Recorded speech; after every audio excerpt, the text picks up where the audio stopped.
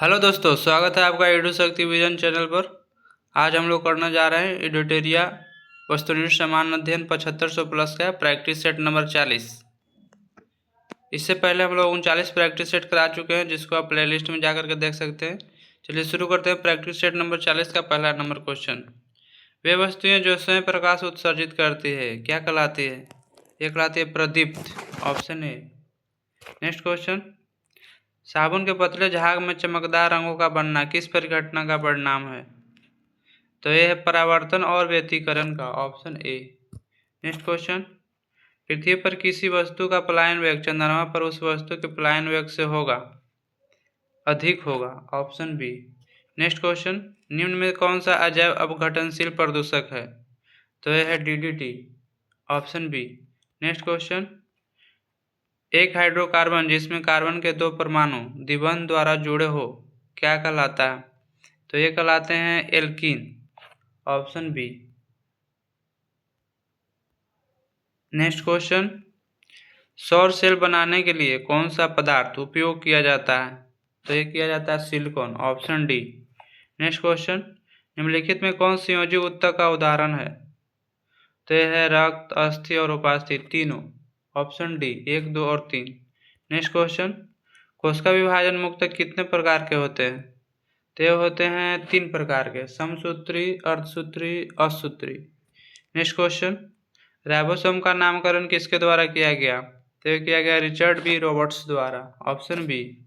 Next question, हृदय मांसपेशियां को क्या कहते हैं? तो ये कहते हैं myocardium, option C. Next question, proprioceptive neuromuscular facilitation तकनीक संबंधित है किससे? तो यह शरीर के लचीलापन से, ऑप्शन सी। प्रोप्रियोसेप्टिक न्यूरोमस्कुलर और फैसिलिटेशन शरीर के लचीलापन से संबंधित है। नेक्स्ट क्वेश्चन, वह भिक्षु कौन था जिसके साथ चंद्रगुप्त मौर्य दक्षिण भारत गया था? तो ये गए थे भद्रबाहु के साथ, ऑप्शन डी। नेक्स्ट क्वेश्चन, निम्नलिखित में कौन जैन धर्म का संरक्षक था? तो ये थे Kharavela, option C. Next question, Chaitanya भक्ति आंदोलन में कौन सी विशिष्टता जोड़ी थी? तो ये जोड़ी थी कीर्तन, ऑप्शन सी।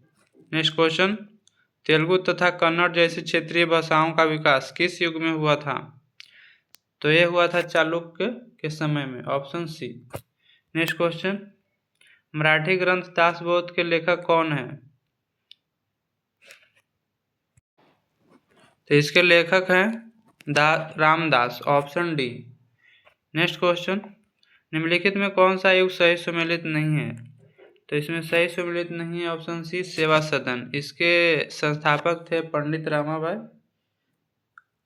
बाकी का देव समाज शिव नारायण अग्निहोत्री, धर्म समाज राधाकांत देव और वेद समाज श्रीधरलू नायडू। नेक्स्ट क्वेश्चन, किसने कांग्रेस के बारे में कहा था कि वे साम्राज्यवाद से लड़ते भी थे तथा सहयोग भी करते थे? तो ये कहे थे Rajani Palme Dutt, option C. Next question, राष्ट्रपिता महात्मा गांधी द्वारा रॉलेट एक्ट के विरोध में कब पूरे देश में हड़ताल का आयोजन किया गया था? तो ये किया गया था 6 अप्रैल 1919 को, ऑप्शन बी। नेक्स्ट क्वेश्चन, संसदीय प्रक्रिया में गिलोटीन का क्या अर्थ है? तो इसका अर्थ है विधेयक पर बहस को बंद कर देना, ऑप्शन ए। नेक्स्ट क्वेश्चन, ग्रामीण स्थानीय शासन का पंचायती राज नामांकन किस भारतीय राजनेता के सुझाव का परिणाम था? तो ये थे महात्मा गांधी के, ऑप्शन ए। नेक्स्ट क्वेश्चन, निम्नलिखित में कौन पंचायतों की संरचना के उपबंध हेतु अधिकृत है? तो यह है राज्य का विधानमंडल, ऑप्शन बी। नेक्स्ट क्वेश्चन है, निम्नलिखित में सही कालक्रम की पहचान कीजिए। तो केशवानंद भारती बनाम केरल राज्य का मुकदमा इसका हुआ था कब? 1973 में। 1973 में, मिनर्वा में 1980 में और गोलकनाथ 1967 में और मेनका 1978 में। तो सबसे पहले हो जाएगा गोलकनाथ बनाम 3, उसके बाद हो जाएगा केशवानंद भारती 1, उसके बाद मेनका और फिर उसके बाद मिनर्वा मिल्स। तो इसका मिनर्वा मिल्स तो सबसे पहले हो जाएगा इसमें गोलकनाथ 3142 3142। तो ऑप्शन है यहाँ पर दिया हुआ 3142 ऑप्शन बी। नेक्स्ट क्वेश्चन, संवैधानिक उपचारों का अधिकार किस परिस्थितियां में निम्नलिखित निलंबित हो सकती है? तो संवैधानिक उपचार हो सकती है आपात स्थिति के घोषणा के दौरान, ऑप्शन ए। नेक्स्ट क्वेश्चन, संसदात्मक सरकार में कार्यपालिका अपने समस्त कार्यों तथा नीतियों के लिए उत्तरदायी होती है, किसके प्रति उत्तरदायी होती है? तो विधायिका के प्रति, ऑप्शन ए। नेक्स्ट क्वेश्चन, निम्नलिखित में कौन सा जलप्रपात राजस्थान में स्थित नहीं है? तो यह है Dudhsagar, option B. Next question, molasses basin कहा जाता है किसको? तो ये मिजोरम को कहा जाता है मोलेसिस बेसिन, ऑप्शन ए। ये 3 बार क्वेश्चन रिपीट हो चुका है अब तक के प्रैक्टिस सेट में। नेक्स्ट क्वेश्चन, निम्नलिखित युगों में से कौन सा सही सुमेलित नहीं है? तो सही सुमेलित नहीं है, ऑप्शन है गोदावरी मूसी सहायक नदी है गोदावरी की, नहीं मूसी सहायक है कृष्णा की। ऑप्शन बी देख लेते हैं, महानदी मांदा महानदी की सहायक है, मालप्रभा कृष्णा नदी की सहायक है और हेमावती कावेरी नदी की सहायक।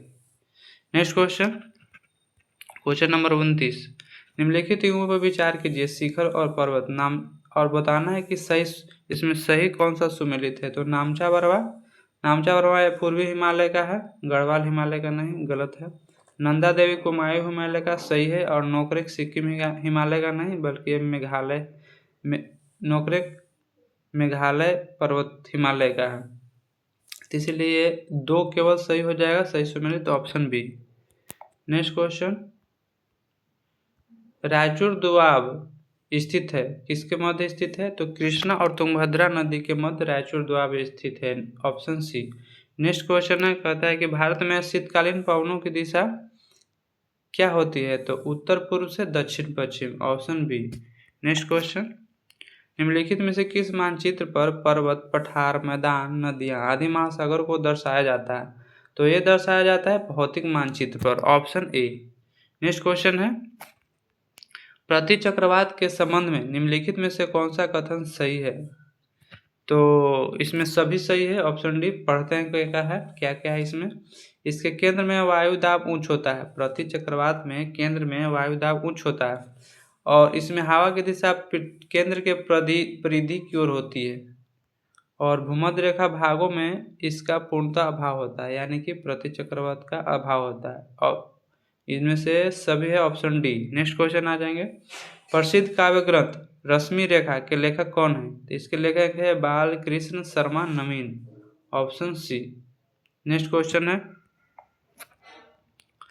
निम्नलिखित में से किसे अदृश्य बेरोजगारी कहते हैं?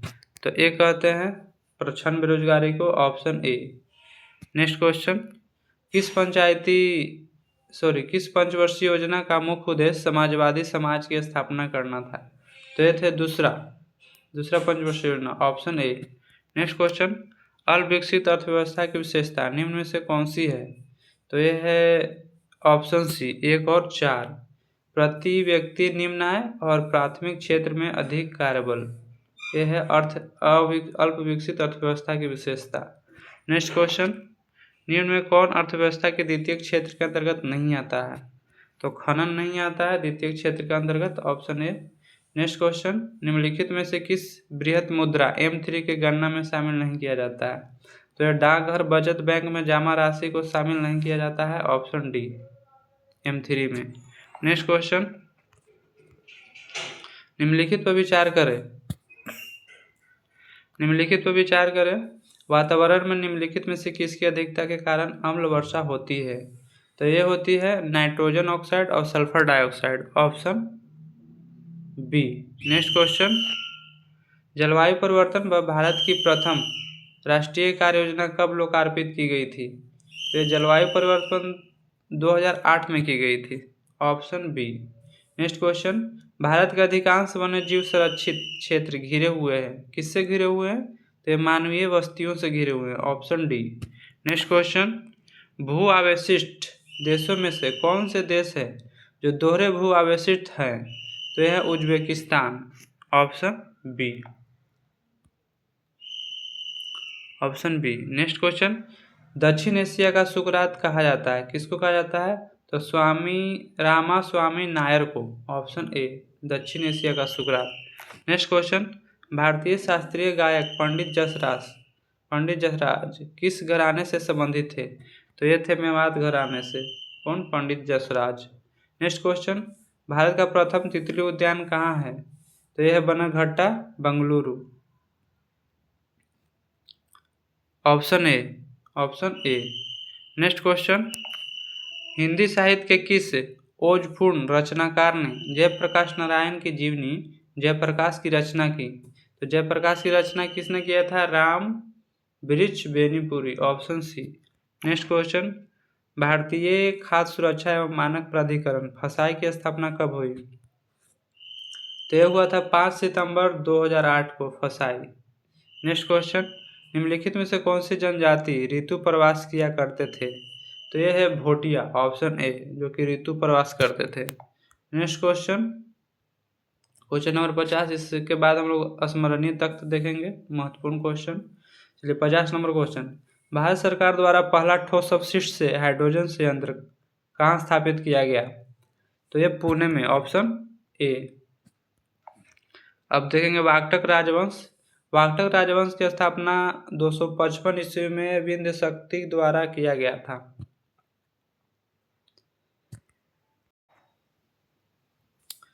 में विंध्य शक्ति द्वारा। नेक्स्ट, विंध्य शक्ति का उत्तराधिकारी प्रवरसेन प्रथम हुआ। कौन हुआ था? प्रवरसेन प्रथम। नेक्स्ट है, प्रवरसेन वाकटक वंश का अकेला शासक था जो सम्राट की उपाधि धारण की थी। नेक्स्ट है, इन्होंने 4 अश्वमेध यज्ञ कराया था। किन्होंने? प्रवरसेन वाकटक ने 4 अश्वमेध कराया था। नेक्स्ट है, चंद्रगुप्त द्वितीय ने अपनी पुत्री प्रभावती गुप्ता का विवाह वाकटक नरेश रुद्रसेन द्वितीय से किया था। किससे किया था? रुद्रसेन द्वितीय से। नेक्स्ट है, पृथ्वीसेन द्वितीय वाकटकों की प्रधान शाखा का अंतिम शाखा था। कौन था? पृथ्वीसेन द्वितीय वाकटकों की प्रधान शाखा का अंतिम शाखा। नेक्स्ट वंश है पुष्यभूति वंश या वर्धन वंश। पुष्यभूति वंश के संस्थापक कौन है? पुष्यभूति। और पुष्यभूति वंश की राजधानी थी थानेश्वर। नेक्स्ट है, इस वंश को प्रभावशाली शासक प्रभाकर वर्धन था। पुष्यभूति वंश का प्रभावशाली शासक कौन था? प्रभाकर वर्धन। नेक्स्ट है इसमें कि प्रभाकर वर्धन ने परम भट्टारक और महाराजा धीराज की उपाधि धारण की थी। परम भट्टारक और महाराजा धीराज को कौन किए थे? प्रभाकर वर्धन ने। नेक्स्ट है, प्रभाकर वर्धन का उत्तराधिकारी राजवर्धन हुआ। कौन हुआ था? राजवर्धन। राजवर्धन की हत्या गौड़ शासक शशांक ने कर दी। किसने किया था? शशांक ने राजवर्धन की हत्या। नेक्स्ट है, राजवर्धन का उत्तराधिकारी हर्षवर्धन हुआ। कौन हुआ था? हर्षवर्धन। नेक्स्ट है, हर्षवर्धन को शिलादित्य के नाम से भी जाना जाता है। किस नाम से? शिलादित्य नाम से हर्षवर्धन को। नेक्स्ट है कि हर्ष और पुलकेशिन द्वितीय के बीच नर्मदा नदी के तट पर युद्ध हुआ था। किसके बीच? हर्ष और पुलकेशिन द्वितीय के बीच। किस नदी के तट पर? तो नर्मदा नदी। नेक्स्ट है, चीनी यात्री हंसांग हर्षवर्धन के शासनकाल में भारत आया था। किसके काल में? हर्षवर्धन के शासनकाल में। नेक्स्ट है, हर्षवर्धन के समय नालंदा महायान बौद्ध धर्म की शिक्षा का प्रधान केंद्र था। कहाँ था? बौद्ध धर्म नालंदा महाविहार बौद्ध धर्म का शिक्षा का प्रधान केंद्र। नेक्स्ट है, हर्ष के दरबारी कवि कौन थे? वानभट्ट थे। कौन? वानभट्ट। नेक्स्ट, वानभट्ट ने हर्षचरित्र एवं कादम्बरी की रचना की थी। किसकी की थी? हर्षचरित्र एवं कादम्बरी के वानभट्ट। नेक्स्ट क्वेश्चन, प्रियदर्शिका रत्नावली तथा नागानंद 3 संस्कृत नाटक की रचना हर्ष ने की थी। कौन कौन है? प्रियदर्शिका, रत्नावली और नागानंद की नाटक की रचना हर्ष ने की थी। नेक्स्ट है कि हर्ष के समय मथुरा सूती वस्त्रों के निर्माण के लिए प्रसिद्ध था। कौन से वस्त्रों के लिए? सूती वस्त्रों के लिए। कौन? मथुरा। इस तरह से हम लोगों ने 40 प्रैक्टिस सेट करा चुके हैं। आप इस चैनल को सब्सक्राइब कर ले ताकि हर एक वीडियो का नोटिफिकेशन आपको मिलता रहे। और इस 40 नंबर प्रैक्टिस सेट को आप एक बार फिर से देख ले ताकि रिवीजन हो जाएगा और हर एक क्वेश्चन आपको अच्छे से याद हो जाएगा। चलिए मिलते हैं 41 नंबर प्रैक्टिस सेट में। थैंक यू, धन्यवाद।